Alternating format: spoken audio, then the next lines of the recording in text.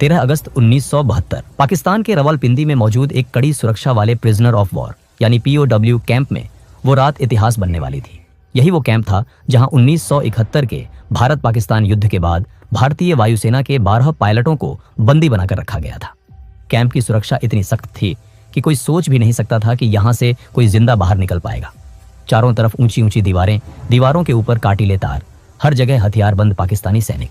लेकिन इसी नामुमकिन जगह पर 3 ऐसे भारतीय पायलट मौजूद थे जिनके इरादे किसी दीवार, किसी तार और किसी बंदूक से डरने वाले नहीं थे।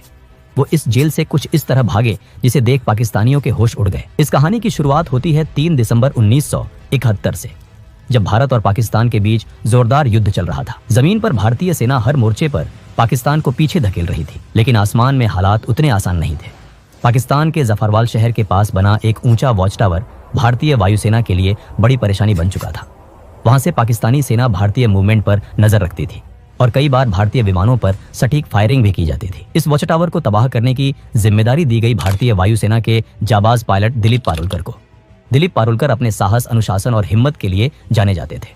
उन्हें पता था कि मिशन आसान नहीं है, लेकिन देश के लिए यह जोखिम उठाना जरूरी था। 10 दिसंबर 1971 को दिलीप पारुलकर अपने सुखोई 7 फाइटर जेट के साथ मिशन पर निकले। जैसे ही वो वॉच टावर के पास पहुंचे, पाकिस्तान की एंटी एयरक्राफ्ट गनों ने जबरदस्त फायरिंग शुरू कर दी।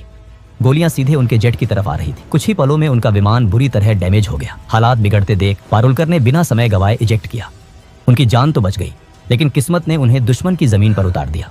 जमीन पर उतरते वक्त पारुलकर पहले से घायल थे। दर्द से जूझते हुए वो खुद को संभाल ही रहे थे कि आसपास के पाकिस्तानी आम लोग वहां जमा होने लगे। भीड़ दुश्मन चिल्लाने लगी।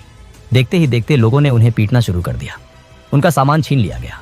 चोट, थकान और मारपीट की वजह से पारुलकर वहीं बेहोश हो गए।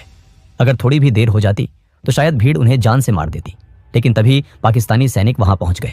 सैनिकों ने भीड़ को हटाया और कहा, यह जिंदा हमारे ज्यादा काम का है। इस तरह दिलीप पारुलकर को मौत के मुंह से निकालकर हिरासत में ले लिया गया। जब पारुलकर को होश आया तो उन्होंने खुद को एक अंधेरी, तंग और सीलन भरी कोठरी में बंद पाया। सामने एक पाकिस्तानी अधिकारी खड़ा था। उसने कागज और पेंसिल उनकी तरफ बढ़ाया